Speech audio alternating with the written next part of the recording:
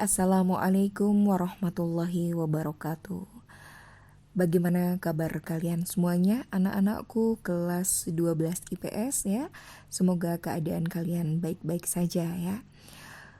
Alhamdulillah jumpa kembali bersama dengan pelajaran sosiologi dan masih tetap bersama dengan Ibu Melani Ida Marini ya. Kita bisa bertemu kembali di pembelajaran di semester genap ini ya. Adapun bab di semester genap yang akan kita bahas pada kesempatan hari ini adalah pemberdayaan komunitas berbasis komunitas lokal.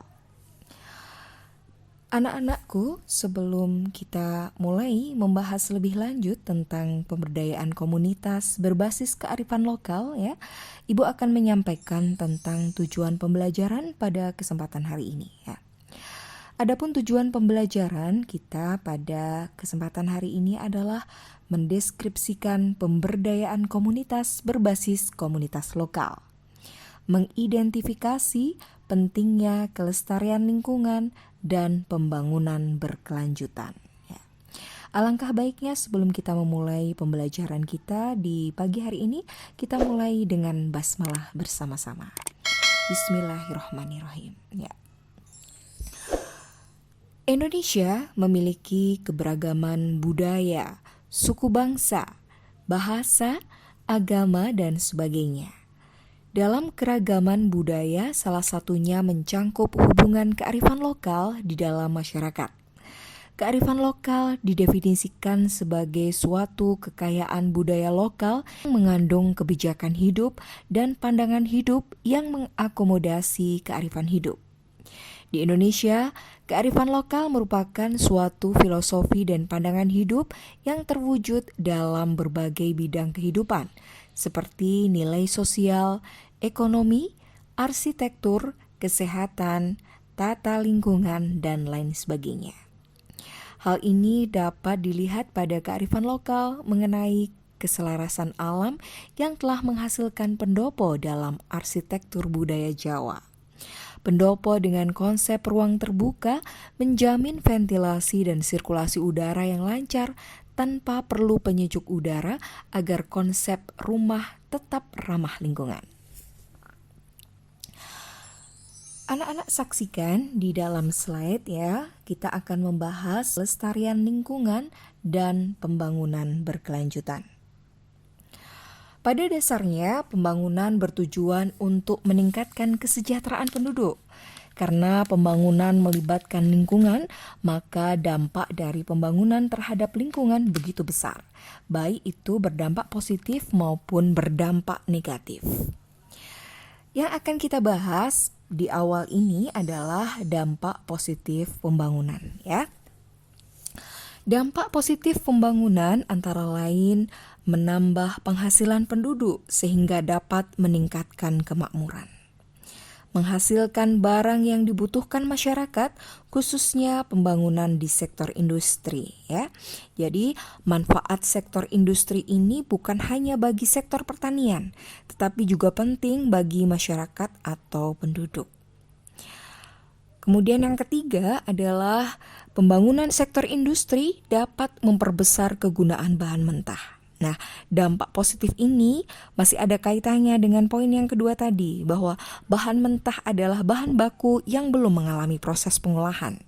Dan bahan ini bisa berbentuk bahan tambang ya, seperti biji besi, kemudian emas, minyak ya, kemudian biji emas dan lain sebagainya.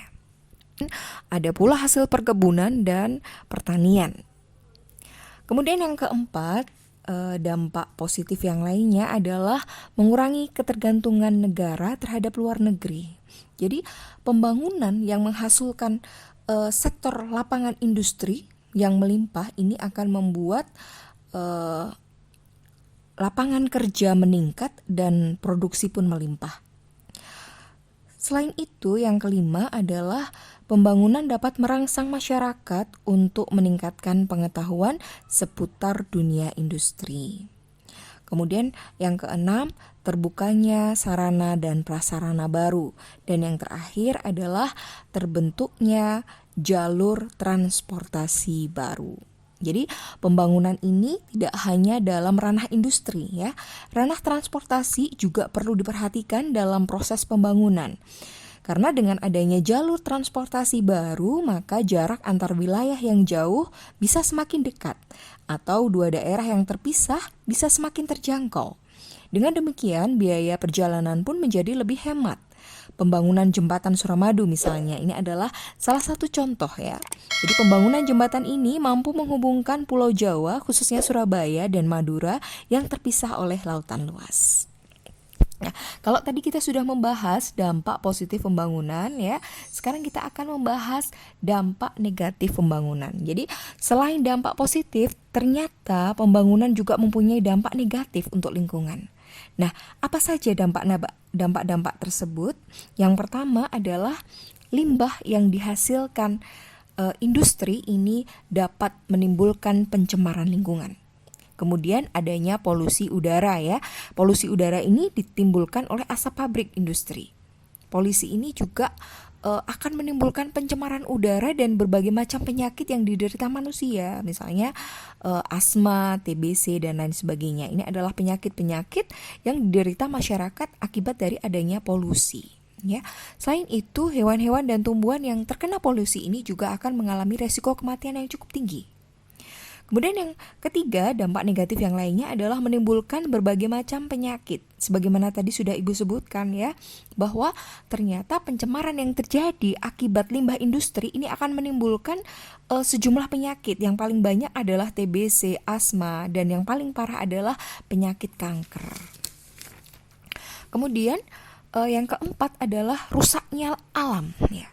Proses pembangunan ini memerlukan banyak lahan yang dibutuhkan. Maka tidak jarang biasanya lahan-lahan di perhutanan dan perbukitan pun akan digunakan untuk pembangunan. Maka akibatnya alam di sekitar hutan dan perbukitan pun menjadi rusak serta dapat memantau berbagai bencana alam yang merugikan ya. Jadi banjir, kemudian adanya kebakaran hutan, erosi, ini adalah bencana alam yang dapat ditimbulkan oleh kerusakan alam tersebut. Kemudian yang kelima, daerah resapan air berkurang, kemudian lahan pertanian juga akan berkurang, dan yang terakhir adalah lahan terbuka hijau berubah menjadi lahan tertutup. Ya, jadi lahan terbuka hijau ini turut menjadi korban pembangunan. Maka akibatnya lahan yang mestinya terbuka bagi semua orang kini malah menjadi milik perseorangan, dan hal ini tentunya akan mengurangi wilayah-wilayah untuk publik ya, dan berpotensi menimbulkan penyalahgunaan lahan terbuka hijau. Itu tadi sedikit ya dampak negatif yang dihasilkan dari adanya pembangunan. Nah, di sini yang akan kita bahas adalah ciri-ciri pembangunan berkelanjutan ya. Jadi berdasarkan uraian mengenai dampak pembangunan tadi, maka diperlukan adanya pembangunan berkelanjutan ya. Pembangunan berkelanjutan di dalam Undang-Undang 32 tahun 2009 ini diartikan sebagai upaya sadar dan terencana yang memadukan aspek lingkungan hidup, sosial, dan ekonomi ke dalam strategi pembangunan untuk menjamin keutuhan lingkungan hidup serta keselamatan, kemampuan, kesejahteraan, dan mutu hidup generasi masa kini dan generasi masa depan. Maka di sini ada ciri-ciri pembangunan berkelanjutan. Apa yang pertama? Yang pertama adalah menjamin pemerataan dan keadilan. Yang kedua, menghargai dan melestarikan keanekaragaman hayati, spesies, habitat, dan ekosistem agar tercipta keseimbangan lingkungan. Kemudian, menggunakan pendekatan integratif sehingga terjadi keterkaitan yang kompleks antara manusia dengan lingkungan untuk masa kini dan masa mendatang. Menggunakan pandangan jangka panjang untuk merencanakan pengelolaan dan pemanfaatan sumber daya yang mendukung pembangunan. Kemudian meningkatkan kesejahteraan terutama melalui pemanfaatan sumber daya alam secara bijak. Kemudian yang terakhir adalah memenuhi kebutuhan masa sekarang tanpa membahayakan pemenuhan kebutuhan generasi mendatang, dan mengaitkan bahwa pembangunan ekonomi harus seimbang dengan konservasi lingkungan. Pembangunan komunitas yang menerapkan prinsip pembangunan berkelanjutan ya. Jadi terdapat 4 prinsip etika berkelanjutan untuk mendasari etika sustainable society ya.